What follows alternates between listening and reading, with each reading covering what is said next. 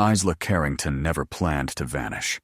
She was methodical, self-contained, a seasoned wilderness traveler with boots worn soft from hundreds of miles and a pack arranged with a soldier's precision.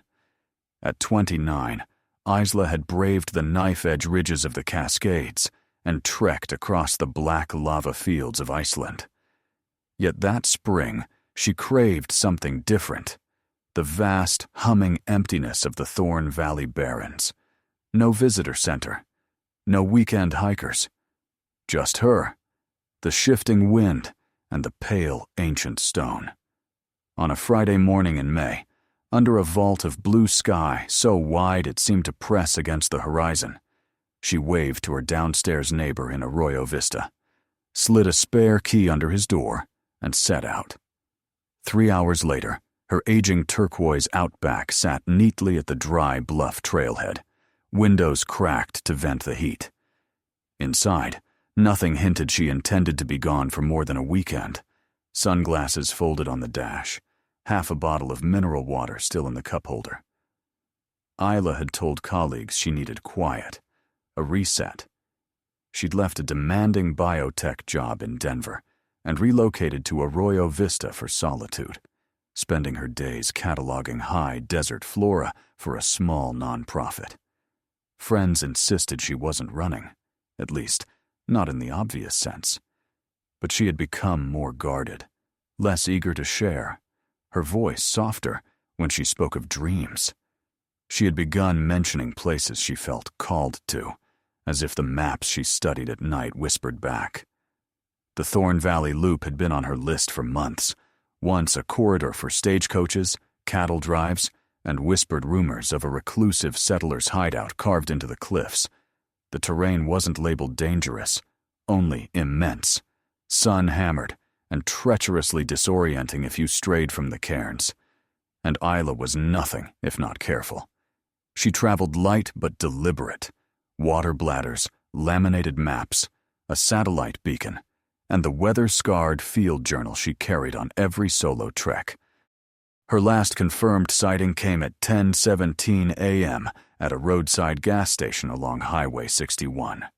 She bought spiced trail mix, topped off her jugs, and exchanged a few words with the cashier about the rising wind. "Back by Sunday," she'd said with a small smile. Then she vanished into the pale horizon. No distress call, no final ping. Just her car baking in the sun, and a wooden sign at the trailhead slowly bleaching under the wind. Isla Carrington stepped into the red sand, silence, and never came back out. At 8:42 a.m., Isla texted her younger sister, Lila, a brief message with no photo. "Heading out now. Dry Bluff loop clockwise. We'll check in Sunday." It was precise, controlled, a hint of intent, but little help when silence fell. The Dry Bluff loop stretched 24 miles through wind-swept ridges, chalky washes, and fossilized dunes. It dipped into gullies untouched by rain for decades, rocks glinting under the relentless sun. Yet it wasn't the physical challenge that had drawn Isla. It was what lay beyond. Locals whispered of the old stagecoach cabin, skeletal remains said to have belonged to a solitary miner in the 1930s. No road led there, no official trail guided the way. Only stories passed quietly among hikers. Reach it, and you had completed a rite of courage. Step inside, and you might glimpse the past. In Isla's small apartment, later examined by deputies, her notebooks referenced the cabin repeatedly. Maps, sketches, and a single cryptic line scribbled in margins. What is buried is never gone. Her plan was careful, almost textbook. Tackle Raven Hollow, first to catch morning shade, then ascend the ridges to conserve energy in the afternoon wind. She would camp near Ironwash Creek, a dry scar through Redstone, then continue to the cabin on the second day. Every item in her pack reflected precision: purification tablets, emergency flare, twin lighters, and her trusty journal. 10 miles per day. Measured, safe, until the trail itself seemed to vanish. Search teams later found only a single line of prints heading southwest along the creek bed. No return tracks, no panic, no evidence of wildlife interference. Just a slow, deliberate pace across the canyon floor, and then nothing. Her satellite beacon never pinged. Her GPS watch, if she wore it, remained lost. The desert swallowed her without sound. And though every local map showed the dry bluff loop, no one could say for certain where the cabin stood.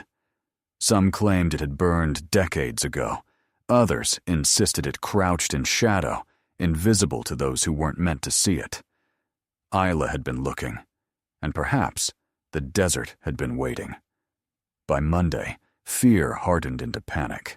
Isla's outback still baked in the sun, tires half sunk into red dust, windshields sprinkled with pollen. When she failed to appear at work or answer calls, Lila contacted the county sheriff. Deputies hiked from the trailhead, calling her name into wind-scoured gullies. All they found was a single plastic bottle wedged under a stone near Ironwash Creek. No fingerprints, no bite marks, nothing to indicate how long it had been there. Within 48 hours, search and rescue volunteers, drones, and even a borrowed bloodhound scoured the mesas. Helicopters buzzed overhead like mechanical dragonflies, casting shadows over red cliffs. Maps were pinned to the walls of a makeshift command tent, coordinates crossed off, redrawn, circled again.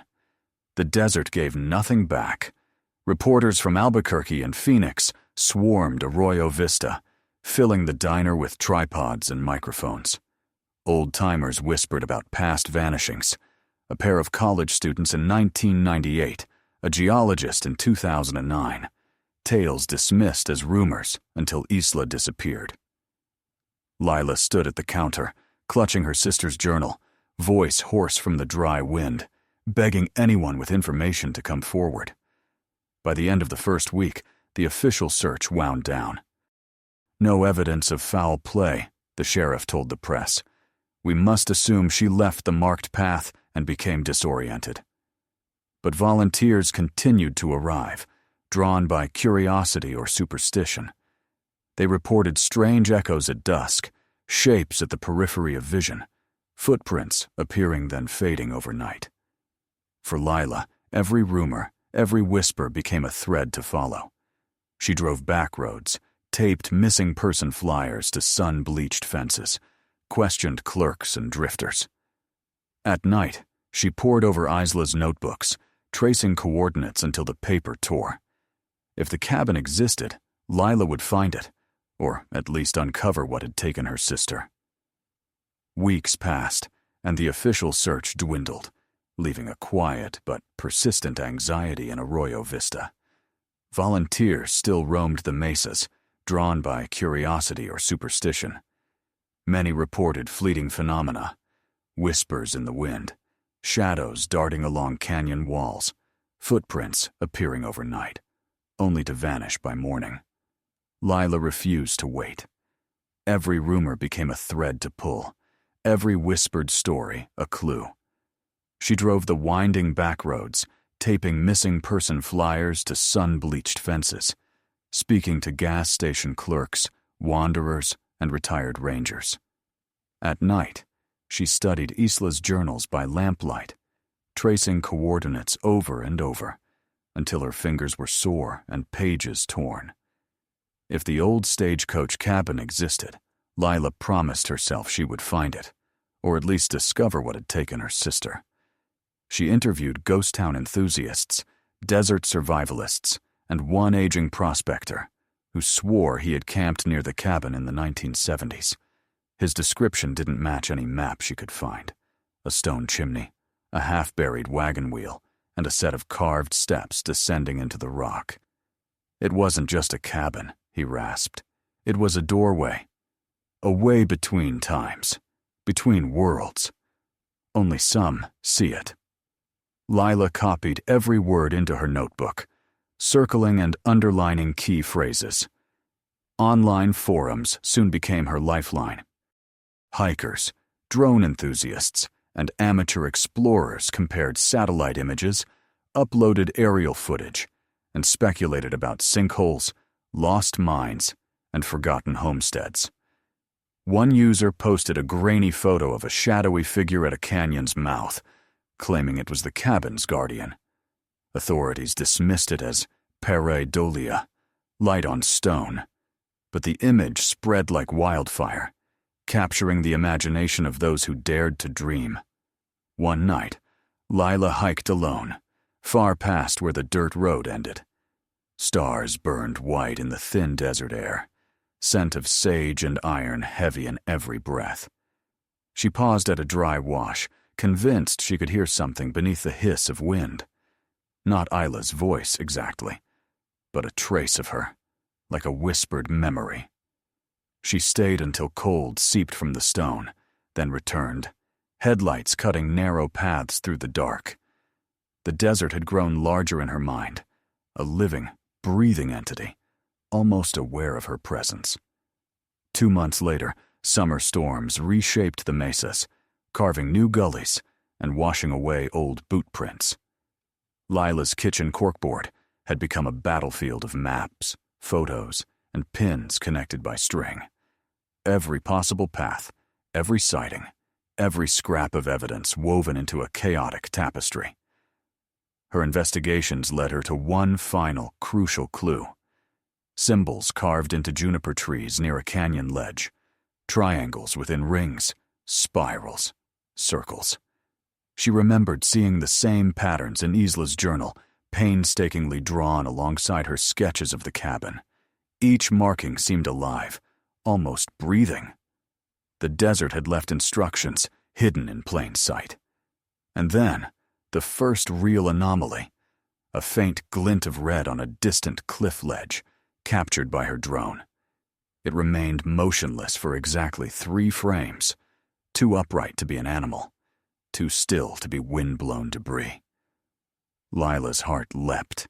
She didn't know if it was Isla, but she understood immediately that it was something deliberate, an invitation, a warning. Lila spent days mapping the mesa in painstaking detail. Every wash, every ledge, every cluster of twisted junipers was logged, photographed, and measured.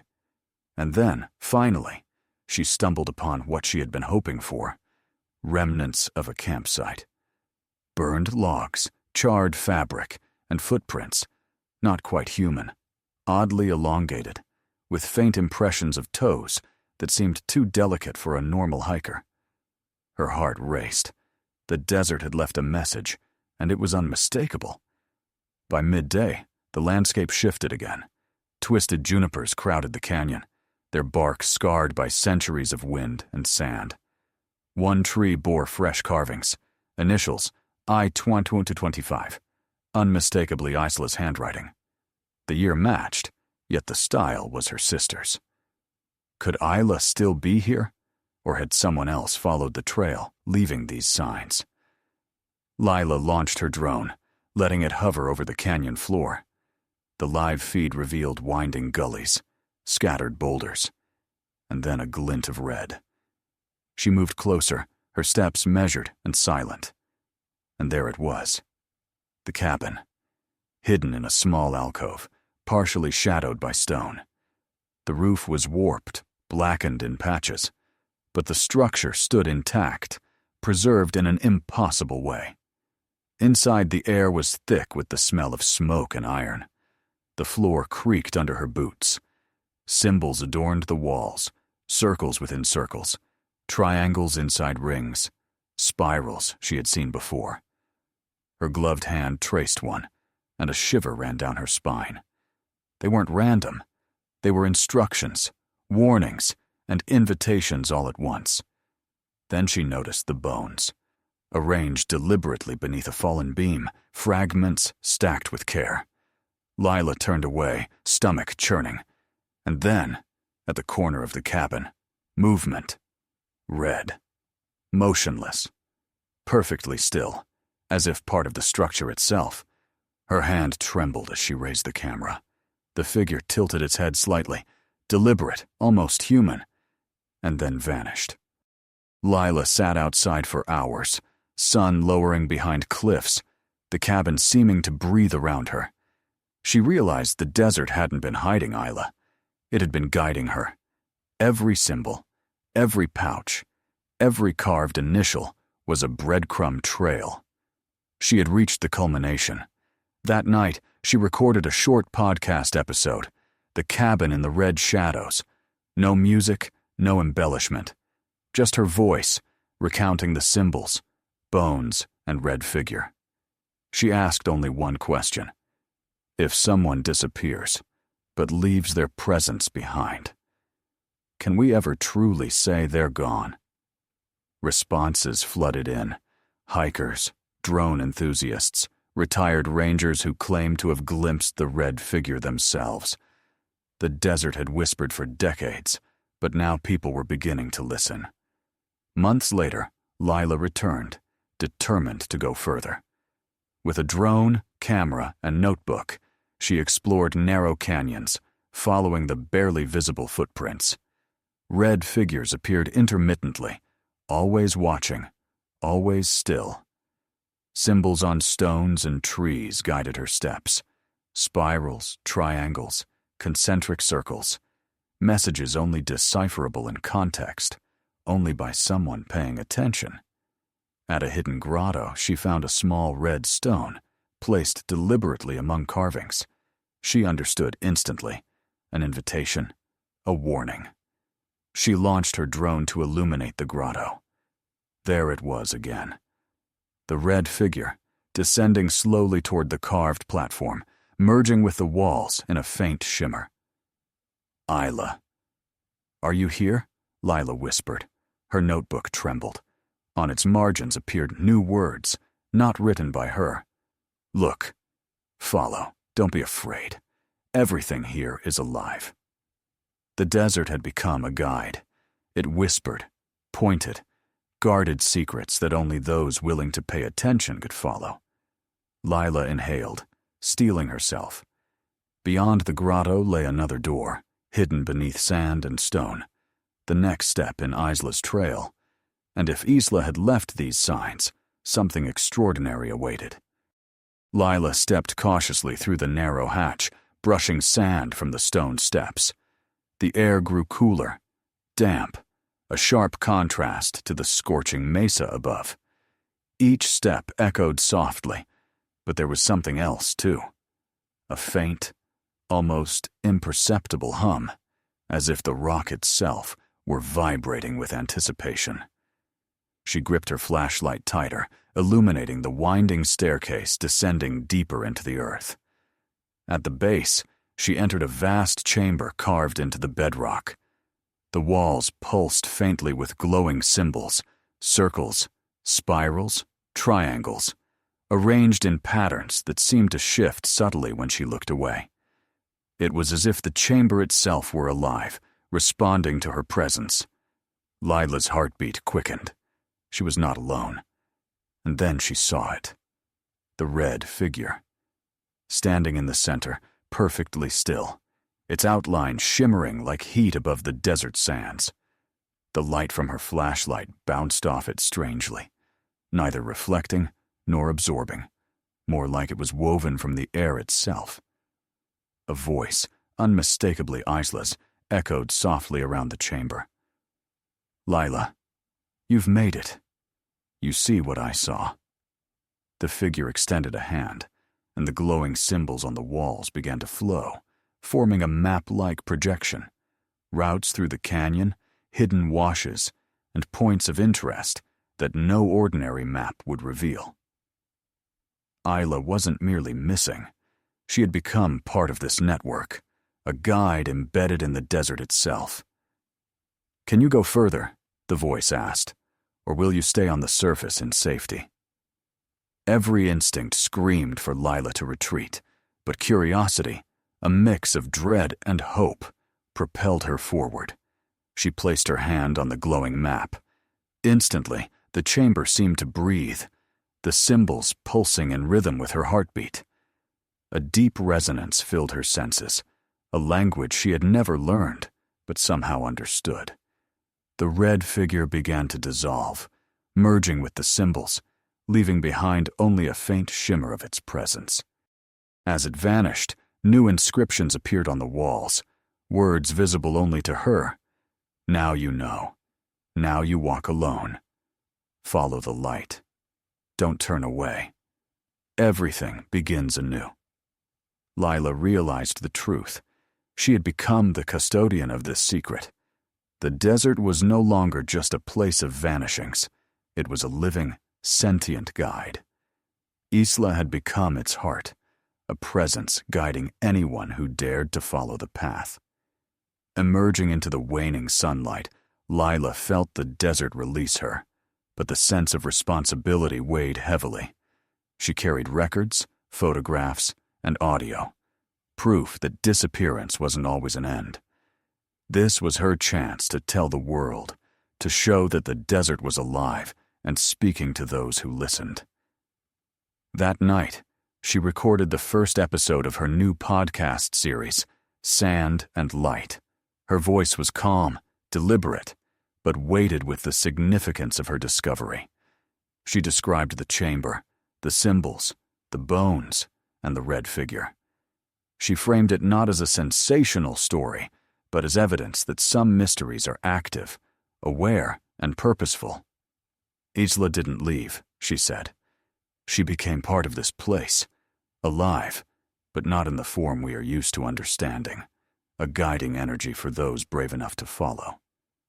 Messages flooded in. People shared their experiences, confirmed symbols, reported strange lights and sounds, and recounted feeling watched in remote desert sections. A small, devoted community began to form around the podcast, not seeking closure, but understanding. One night, an anonymous letter arrived. Inside was a photograph, the red figure standing against the desert horizon, exactly as Lila had seen it. At the bottom, barely visible. You have seen. Now it's your turn to lead. Lila smiled. The desert did not let go. It watched. It chose those ready to go further. And now she understood. She was not alone. She was part of the story, a living link in the chain that Isla had begun. With camera ready and notebook in hand, she spoke directly to anyone who might follow. The desert holds more than we can understand. Listen, tread carefully, and it will show the way. Don't fear disappearing. Don't fear searching. And if you see the light, follow it. As if on cue, the red figure appeared in the distance again, nearly imperceptible, like a flicker of fire. And this time, Lila knew without doubt. This invitation did not end. It only began. Lila's flashlight flickered as she stepped deeper into the subterranean chamber. The red figure no longer stood in the center. Its presence was everywhere. A subtle warmth radiating from the walls, the floor, even the air itself. The symbols glowed faintly, pulsating rhythmically, as if breathing with her heartbeat. You are ready, Isla's voice whispered from the ambient air. But you must understand, the desert is alive. It responds, it tests, it remembers. Lila traced a spiral etched into the stone. Light rippled along the carved lines, illuminating a narrow passage she hadn't noticed before, hidden behind a jagged stone column. It was partially collapsed, sand and rock forming a natural barrier. But the symbol shifted slightly, almost urging her forward. Heart pounding, Lila removed debris carefully and stepped through. The passage opened into a vast network of caverns, walls lined with more symbols and maps, some etched, some drawn with colored sand. Strange artifacts were scattered, a rusted compass, a bundle of journals, and a small, intricate device that seemed to hum faintly. Every object vibrated with a quiet energy, resonating with the glowing patterns around her. The red figure appeared again, this time closer, standing at the mouth of a side cavern. Lila froze. Its form was more distinct now, almost tangible, yet impossible to grasp. It lifted a hand slowly, pointing toward a set of descending steps carved directly into the stone. "The path is not linear," the voice said. "It tests perception, patience, courage. Those who walk it unprepared are swallowed. But you see patterns. You follow the light." With careful steps, Lila descended. The air grew cooler, the faint hum louder, vibrating through her chest. Symbols on the walls rearranged subtly as she moved, guiding her forward like a living map. At a fork in the cavern, the red figure materialized between two paths, silent, unmoving. Lila understood instinctively. She had to choose. The left path sloped downward, the symbols glowing faintly blue, suggesting water or moisture. The right path shimmered red, warmer, pulsating with an energy she could feel in her bones. She took a deep breath, trusting her intuition. And the red path. The passage narrowed, the hum intensifying, until it opened into a massive chamber, the largest she had seen. In the center, the red figure stood upon a stone pedestal, surrounded by concentric carvings forming a giant spiral. Light emanated from the carvings, illuminating glyphs she recognized from Isla's journals. "This is the heart," the voice said. "Here, the desert reveals its memory. Here, those who disappeared are not lost. They become part of the flow. Watch." A projection appeared in the air, images of previous explorers, hikers, campers, even ranchers, who had vanished in the region over decades. Their forms shimmered like the red figure, moving through the network of tunnels and caverns. Some appeared confused, some joyful, some resigned, but all were integrated into the living desert, guided by symbols and energy paths. Lila's heart raced. Isla had become more than a person. She had become a node in the desert's consciousness, a guide for those willing to traverse its labyrinth. Lila realized that everything she had followed, the pouches, the carved initials, the symbols, had been breadcrumbs leading her here. The red figure extended a hand. Lila approached, her own hands trembling. As she touched it, the glow spread, filling her vision with intricate patterns and symbols. They flowed into her mind, the maps, the energy, the warnings, the paths. She understood. The desert did not just hide. It taught, it absorbed, it transformed. "Now you see," Isla whispered. "The desert waits for those who listen. You are part of it now. Guide them." And just like that, the figure dissolved into the glow, leaving Lila alone in the heart chamber, surrounded by symbols, maps, and whispers of those who had come before. She felt a deep resonance, a sense of purpose and connection she had never known. The desert was alive, conscious, and she was now an active participant in its story. Stepping back toward the entrance, Lila recorded everything on her camera: the spirals, the red glow, the sense of motion in the symbols. She knew her podcast would never be the same. This was no longer about missing persons or legends. It was about a living system, a network of consciousness hidden beneath the desert sands. As she emerged into the fading light of evening, the wind carried the faint hum of the desert. Lila realized Isla's journey was ongoing, and now so was hers. Back on the surface, the desert had changed. The wind carried whispers Lila could almost decipher, faint echoes of movement, of lives intertwined with the land. She set up her recording equipment at the edge of the canyon, her notebook open, fingers tracing the glowing symbols she had seen below. Her first episode for the new podcast series, Desert Echoes, was different from anything she had done before. There was no sensationalism, no dramatization, just the raw pulse of the desert, the story of the red figure, and the living maps she had uncovered. Listeners were captivated immediately. Emails poured in. Drone pilots, hikers, old rangers, even geologists, who had once doubted the legends, all offering accounts of strange phenomena in the Silver Mesa. Footprints that appeared overnight, lights hovering above ridges, glimpses of figures cloaked in red, patterns that echoed Lila's own encounters. Each story was a puzzle piece. Lila began cross-referencing coordinates, satellite images, and journal entries from missing explorers spanning decades. A pattern emerged, one that suggested not random disappearances, but a hidden network of caves, passageways, and symbolic markers. The desert had memory, and the red figure was a guide. Weeks into the new season, Lila received a message from a hiker named Marcus, claiming to have followed part of the Red Bluff Loop alone. He described a fleeting red shape on a ledge, mirroring exactly the three-frame figure Lila had captured in the drone footage. He included a sketch, and Lila's heart raced. The angles, the posture, the subtle tilt of the head, unmistakably the same. The desert was communicating. One evening, Lila returned to the canyon with a small team.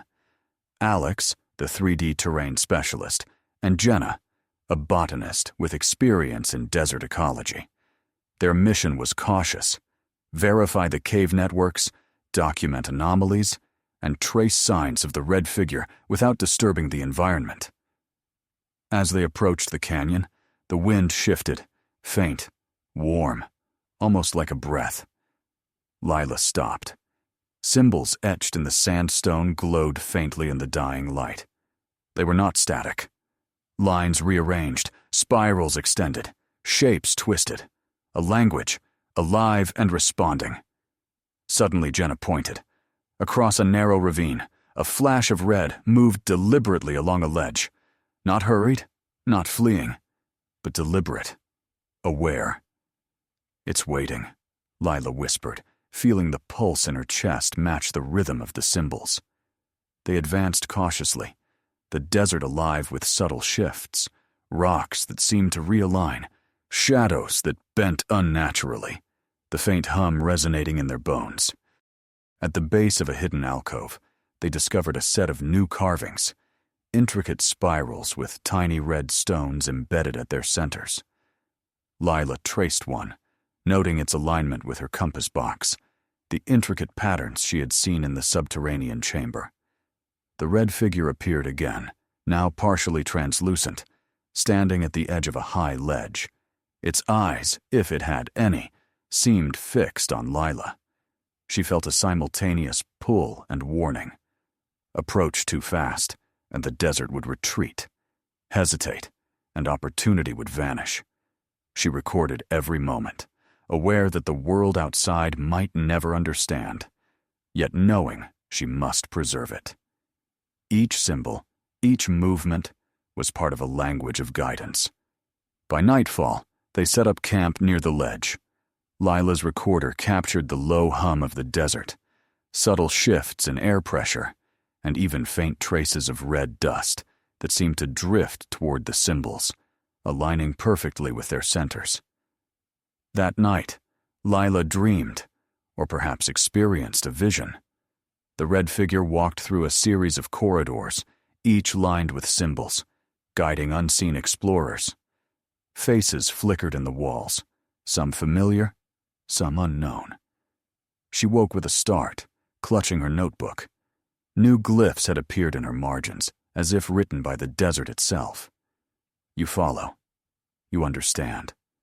You guide," the words said. Lila realized that she had become a mediator, a link between the desert and those willing to listen. The red figure was not merely a person, nor a ghost. It was a manifestation of the desert's consciousness, a sentinel of its memory and pathways. The next morning, with drones hovering, cameras recording, and notebooks full, they followed the symbols deeper into uncharted canyons. Each step revealed new markers, subtle shifts in terrain, and traces of those who had vanished before, preserved in patterns and energy. Lila knew the story was no longer about disappearances. It was about connection, preservation, and understanding.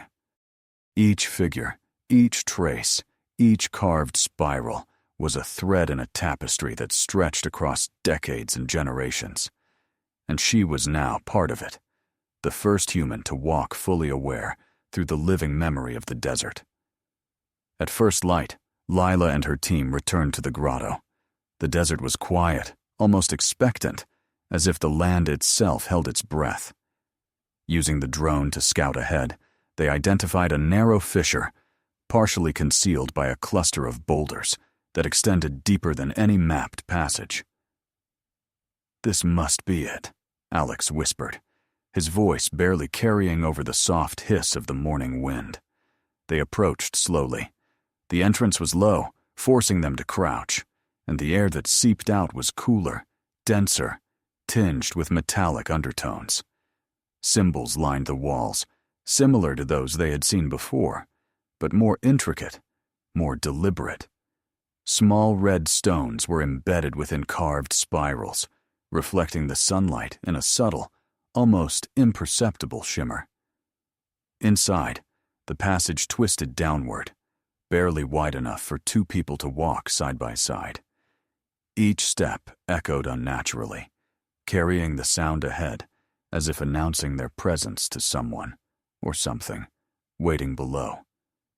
Halfway down, Lila noticed a peculiar pattern, faint scratch marks along the rock face, perfectly parallel, spaced like deliberate markers.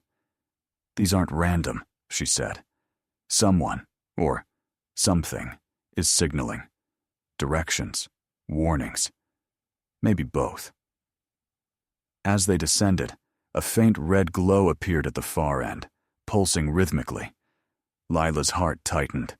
She instinctively knew this was the red figure, or its presence, guiding them deeper into the desert's secret heart. Suddenly, the passage widened into a vaulted chamber. The floor was covered with dust, but embedded in it were the unmistakable outlines of footprints, bare, small, precise, and impossibly consistent over long distances. Lila crouched, tracing one with her gloved hand. These were not animal tracks, and they didn't resemble any human gait she had studied.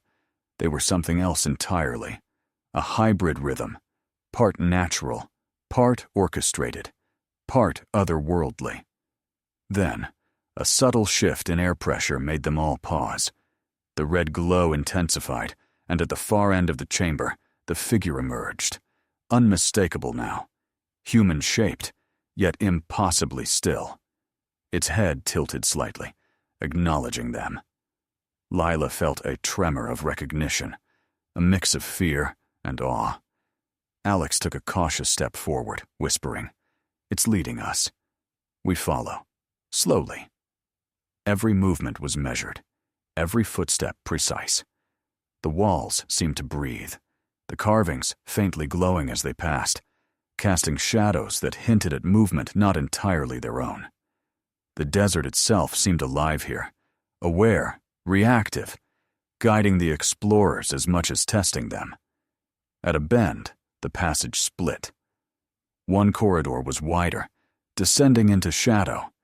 The other, narrower, more jagged, lined with spiral glyphs. Lila studied the symbols carefully, comparing them with her notes and Alice's journal sketches. The narrow path was clearly the intended route, an invitation and a warning intertwined. They proceeded. The air grew cooler still, the scent of earth and metal stronger. Faint whispers brushed their ears, words that couldn't quite be made out, almost like echoes of past explorers or remnants of Alice herself. Lila's pulse raced. The desert was speaking in layers, in symbols, in energy. And then, at the chamber's end, the red figure stopped. Lila felt the subtle vibration in the stone floor beneath her, a warning.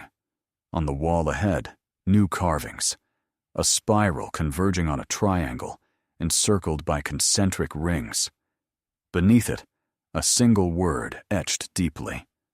Proceed. The figure turned toward a concealed hatch, identical in pattern to the one Lila had found in the grotto weeks earlier. Its presence was no longer passive. It guided, beckoned, and warned simultaneously. Lila understood. This was a threshold, a choice. Step forward and follow the desert's secrets deeper, or retreat to the surface, leaving the mysteries unclaimed. Her team waited. Lila inhaled slowly, her hands brushing over the glowing symbols. Every instinct screamed caution, but another, a deep, irrepressible pull, urged her onward. She whispered Alice's name, a prayer, a promise. Then she pushed the hatch open. The metal groaned in protest, revealing a narrow staircase descending into darkness. The red figure moved ahead, guiding the way, its presence a silent assurance and a warning intertwined. Lila followed, flashlight and camera capturing every motion, every symbol, every faint pulse of energy that seemed to emanate from the desert itself. At the bottom, a new chamber revealed itself, vast and cavernous. The walls glowed faintly with symbols, maps within maps, spirals, circles, and triangles converging into patterns that suggested both direction and meaning. The red figure stood at the center, no longer fully corporeal, a spectral guide woven into the desert's consciousness. "You've come," a voice, unmistakably Alice's, resonated softly. "And now you see what the desert has always protected." Lila stepped closer, her heart a storm of fear and wonder. The desert was no longer just a place. It was alive, conscious, and Alice had become one with it, a living guide, a sentinel of secrets, a force bridging past and present, the living and the vanished. The air in the chamber was thick, almost tangible, as if each breath carried a story from the desert above. Lila moved carefully, her flashlight sweeping across the walls covered with spirals, triangles, and concentric circles. Each symbol seemed to pulse slightly as she approached, as if reacting to her presence. "These aren't just markings," Alex murmured. "They're instructions, or warnings." Lila nodded. She traced the patterns with gloved fingers, comparing them to Alice's sketches and the compass box from the grotto. A faint vibration ran through the stone beneath her feet, a rhythm almost like a heartbeat. Then the red figure moved. Slowly, deliberately, it descended toward a tunnel partially hidden behind a rocky outcrop. Lila felt her pulse quicken. The figure wasn't just showing the path, it was testing her, observing her reactions, ensuring she understood the stakes. "Stay close," she whispered to Alex and the others. They followed, moving silently, every sense alert. The tunnel twisted, narrow, dropping into darkness, yet the symbols along the walls glowed faintly, guiding their steps. Halfway through, they encountered remnants of previous explorers: old rope, a rusted lantern, and a piece of fabric faded to brown. The arrangement was peculiar, almost ritualistic. Lila picked up a small notebook buried in dust, flipping it open carefully. The entries were fragmented, written in hurried scrawls, describing strange sounds, fleeting shadows, and unexplainable glimpses of red. One entry caught her attention. "Do not touch the final door. It watches, it waits, it chooses."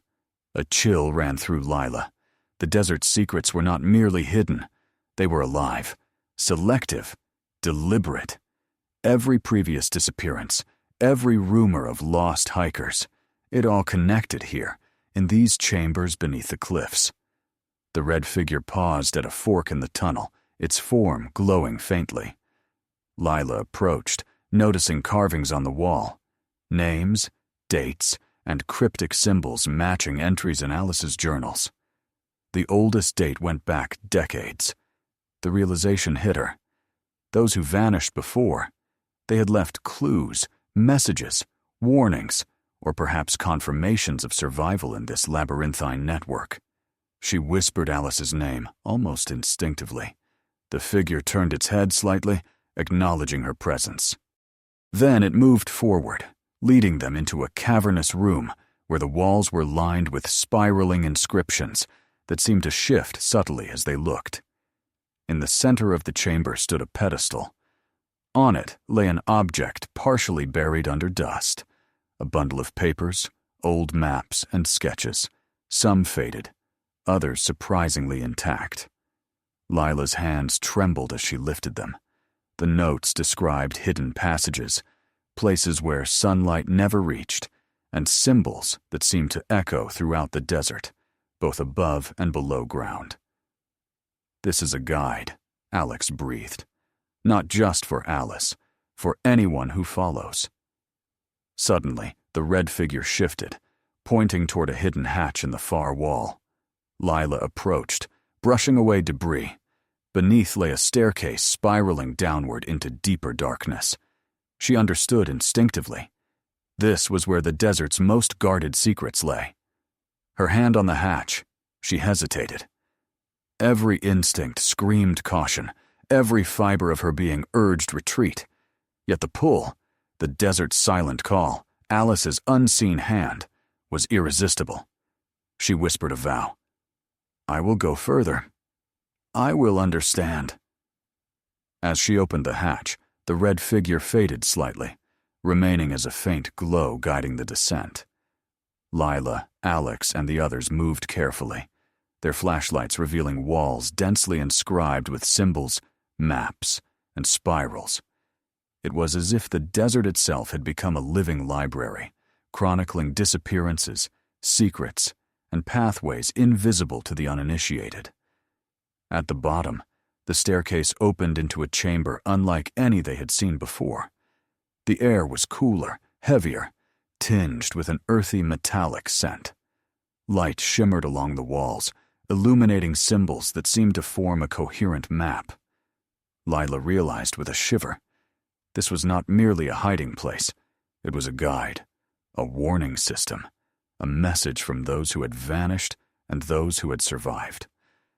"Alice, if you're here, show me," Lila whispered. For a moment, silence reigned.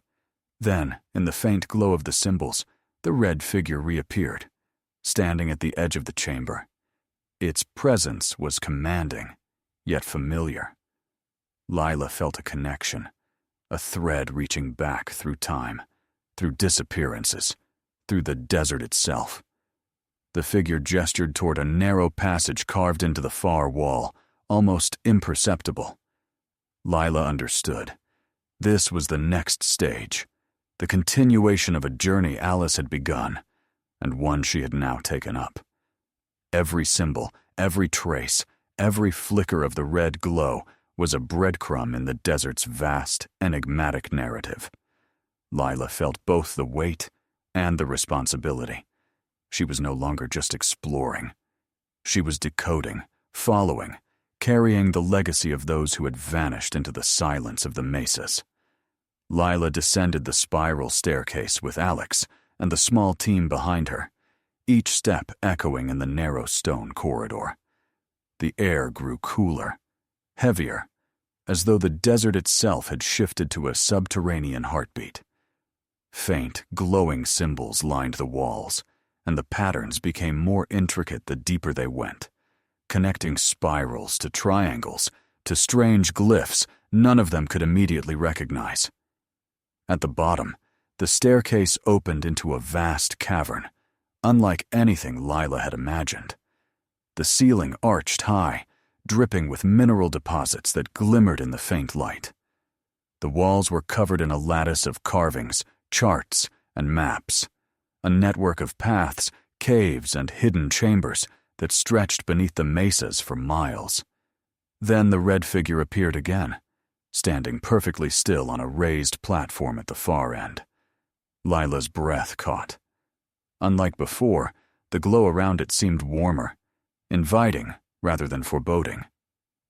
"Alice," Lila whispered, her voice trembling. The figure tilted its head, then slowly raised a hand, motioning toward the center of the chamber. On the floor lay a series of stone tablets, each etched with symbols, diagrams, and coordinates. Lila stepped closer, realizing that these were not just markings. They were instructions, a language built over decades, chronicling the disappearances and survival of countless travelers. Alex knelt beside her. This is a map, not just of the desert, of the underground, the hidden world beneath it. Lila's fingers traced the carved paths. One pattern pulsed faintly beneath her touch. She understood instantly. The symbols were alive, reactive. The red figure had guided her here to unlock them. Follow the path, the figure's gesture seemed to say. Without hesitation, Lila and the team followed the directions, moving through concealed tunnels, crossing small underground streams, and passing chambers with faint, ancient fires etched into stone. Then, in a final, immense cavern, they found a space that seemed to breathe. Walls covered with carvings of every known disappearance, footprints etched into the floor in dried sediment, and in the center, a raised dais with a hollow, almost throne-like seat. The red figure descended. Lila realized this wasn't Alice as she had known her. She had become part of this place, a guardian spirit, an intermediary between the desert and those willing to see what it kept hidden. The figure's glow pulsed in sync with the carvings on the walls, illuminating new paths in the labyrinthine network. "You have come far," the figure's presence communicated, though no sound passed its lips. "Now you see. Now you know." Lila understood. The disappearances were not accidents. The desert had always chosen carefully, drawing those attuned to its rhythm. Alice had disappeared, yes, but she had transcended the ordinary, becoming both guide and protector. And now, Lila was chosen to carry the knowledge forward. A soft wind stirred within the cavern, brushing her face. Symbols on the walls shimmered and reformed into a single coherent message. Those who seek with purpose are never lost. The desert watches. The desert remembers. Now, you walk among us. For the first time, Lila felt clarity, calm, and purpose. She was not alone. The red figure's presence assured her. Alice was here, woven into the desert itself. She stepped forward and touched the dais. A warmth radiated, spreading through the chamber. The carvings glowed brighter, and pathways previously hidden became visible. The network of underground tunnels and chambers was no longer a mystery. It was a map, a living testament of survival, knowledge, and guardianship. "I understand," Lila whispered. "I will protect this. I will follow. I will remember." The red figure slowly faded into the soft glow of the chamber, leaving behind only the warmth of its presence and the guiding light of the symbols. Lila turned to Alex and the team. "We have a story to tell," she said softly. "But more than that, we have a responsibility." As they ascended the staircase back to the desert, the sun broke over the mesas, painting the red stone with gold. The desert looked the same from above, silent and unyielding. But Lila knew better now. It was alive, watching, remembering, and waiting. And somewhere, deep in the labyrinth below, Alice remained, not as a lost traveler, but as a guardian of the desert's deepest truths, guiding those who dared to follow. Lila's podcast returned with a final series, The Guardians of the Red Mesa. Listeners were drawn into the mystery not with fear, but with wonder. They learned that disappearance was not always the end, that some paths were meant to be followed with care, and that the desert held stories beyond human comprehension. The last episode ended with Lila's voice. "If you follow the desert, listen closely. It is alive. It is patient. And if you are ready, it may reveal what has been hidden for generations." A small, distant flicker of red appeared on the horizon as she spoke, and Lila smiled, knowing the invitation was eternal, and she, like Alice before her, would walk the paths that the desert had long prepared.